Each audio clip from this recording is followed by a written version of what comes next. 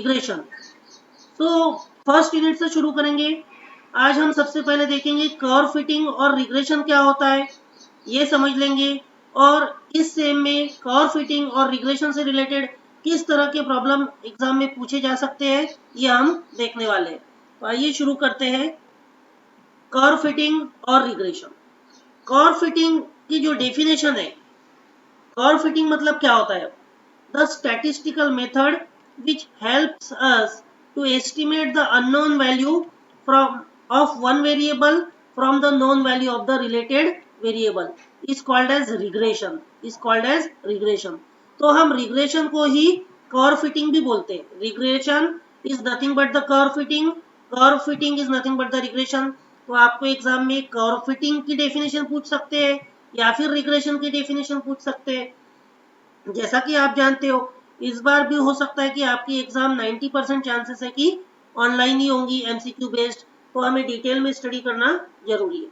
So the statistical method which helps us to estimate the unknown value of one variable from the known value of the related variable is called as regression. Simple इसका मीनिंग ये है कि जो unknown values है उसे हमें find out करना है with the help of statistical method. Statistical method की मदद से अननोन वैल्यू को हमें फाइंड आउट करना है। बट ये हम कैसे फाइंड आउट कर पाएंगे? From the known value, unknown value of one variable from the known value of related value variables.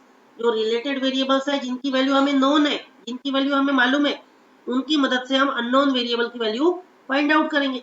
अब पिछले सेमेस्टर में हमने पढ़ा है इक्वेशंस, तो हमें मालूम है वेरिएबल्स किसे कहते हैं। आपने सी लैंग्वेज भी पढ़ा है, आपको मालूम है वेरिएबल्स किसे कहते हैं। ऐसी वैल्यू जिसकी वैल्यू चेंज होती रहती है, वैरी होती रहती है, उसे हम वेरिएबल कहते हैं। जिसको हम लेटर्स से दिखाते हैं, लिटरल्स भी हम कहते हैं, like x y z a b c p q r, इस तरह से। तो अननोन वेरिएबल की वैल्यू फाइंड आउट करना with the help of known value, इसको हम कहते हैं regression.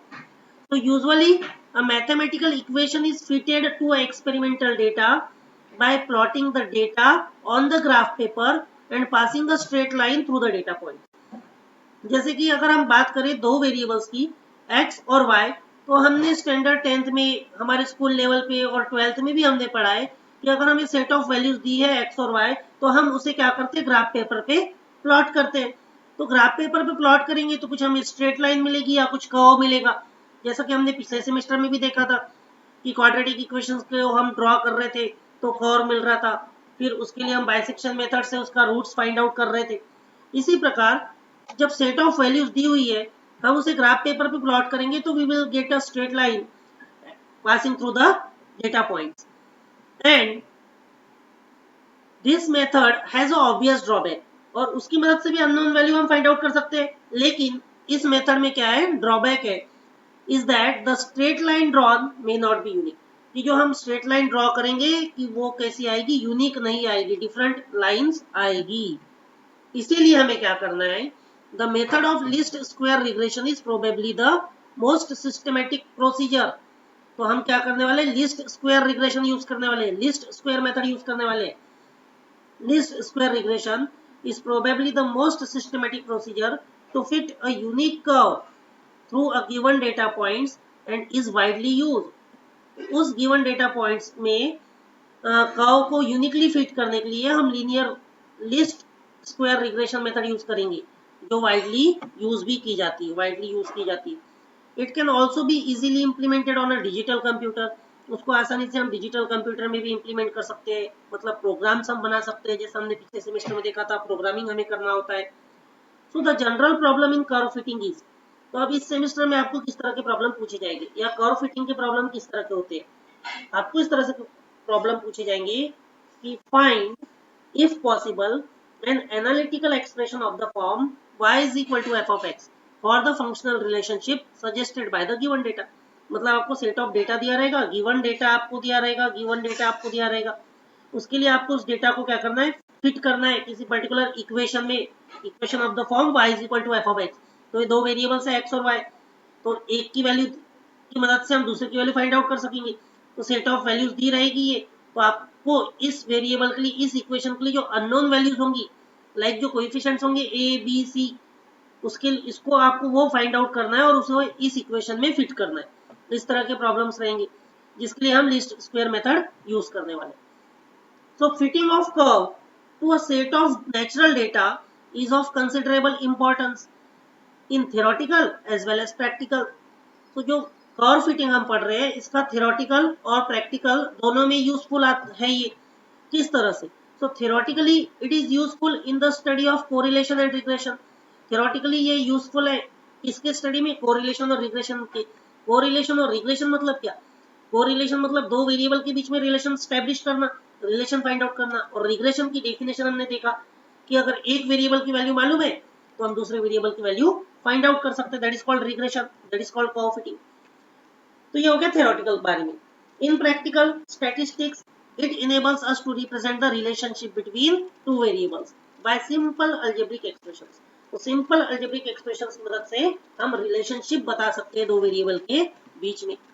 Moreover, it may be used to estimate the value of one variable which would correspond to the specified value of another variable। जो हमने starting में definition देखा कि अगर एक वेरिएबल की वैल्यू मालूम है तो दूसरे वेरिएबल की वैल्यू हम फाइंड आउट कर सकते हैं with the help of curve fitting, with the help of regression. ठीक है, तो मेथड ऑफ लीस्ट स्क्वायर क्या होती है ये हम समझ लेंगे। इंपॉर्टेंट है, यही मेथड हमें यूज करना है। Least square method is very popular and efficient method for curve fitting. बहुत पॉपुलर है, कर्व फिटिंग के लिए हम यूज करते हैं। Let, for example, x and y with a set of variables x or y where I equal to 1 2 3 dot dot dot n be the observed set of values of the variables x and y। तो आपको क्या दिया जाएगा? x और y की set of values दी जाएगी। Then हमें उसको किसी इक्वेशन में फिट करना है। जैसे मान लेते हैं let y equal to f of x, equation 1 be the functional relationship between x and y। तो x और y के बीच में जो रिलेशनशिप है वो इस इक्वेशन से एस्टेब्लिश हो रही है। तो इस इक्वेशन में जितने भी अननोन्स आएंगे उसकी वैल्यू हमें फाइंड आउट करना है। Then ei is equal to yi minus f of xi which is the difference between observed values of y and the calculated values of y। पिछले सेमेस्टर में हमने पढ़ा था एरर के बारे में कि true value minus approximate value यानी कि एरर। तो ट्रू वैल्यू क्या है? y is equal to f of xi जो दी हुई होंगी इक्वेशन में, और कुछ आप कैलकुलेट करोगे with the help of this values. x और y की जो वैल्यूज दी हुई है उसके हिसाब से आप कैलकुलेट करोगे y की वैल्यू, तो आपको कुछ एरर्स मिलेगी। True value minus approximate value which is the difference between the observed value of y and the calculated value of y। तो ऑब्जर्व वैल्यू और कैलकुलेटेड वैल्यू में जो डिफरेंस होगा, जो एरर होगा, उसको हम रेसिडुअल बोलेंगे या फिर एरर बोलेंगे। तो हमें क्या करना होता है लीस्ट स्क्वायर मेथड में? The principle of least square states that the sum of squares of residual is minimum. जो एरर्स है उनका जो स्क्वायर्स हम करेंगे, एरर्स का करना है स्क्वायर्स और उसकी करना है सम। वो क्या होना चाहिए? मिनिमम होना चाहिए। Residual is nothing but the errors, इसके स्क्वायर्स का सम मिनिमम होना चाहिए। That is summation yi minus f of xi square is minimum. इसके पूरे का समेशन जितने भी आई की जितनी भी वैल्यूज है सबके लिए जितना भी एरर आएगा वो क्या होना चाहिए? उसका समेशन मिनिमम होना चाहिए, उसके स्क्वायर का समेशन मिनिमम होना चाहिए। And since we are minimising the squares, since we are minimising the sum of squares of derivation, क्योंकि हम क्या कर रहे हैं? मिनिमाइज कर रहे हैं sum of squares of derivation. The method is known as least square method. The method is known as least square method. हम क्या मिनिमाइज कर रहे हैं? मिनिमाइज मतलब क्या? लीस्ट, लीस्ट स्क्वायर मेथड ना, लीस्ट स्क्वायर मेथड। लीस्ट मतलब क्या? मिनिमम। बोलते ना what is the least value? Least value मतलब क्या? Minimum value. सो लिस्ट करना है हमें, मिनिमम करना है। किसे मिनिमम करना है? स्क्वायर्स को। किसके स्क्वायर्स को? रेसिडुअल के स्क्वायर्स को।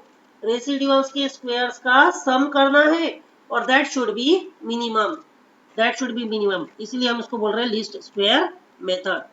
And the fitting of the relation implies that, fitting of relation मतलब क्या? The fitting of relation implies determination of the constants और coefficients of equation 1। तो equation 1 में जो भी constants और coefficients आएंगे उनकी वैल्यू फाइंड आउट करना for the given data such that equation 2 is minimum, such that equation 2 क्या होना चाहिए? मिनिमम होना चाहिए। मतलब sum of residuals, sum of squares of residual should be minimum। ये क्या होना चाहिए? मिनिमम होना चाहिए। ठीक है, so this is done by applying the theory of maxima and minima. और ये हम कैसे कर पाएंगे? By applying the theory of maxima and minima.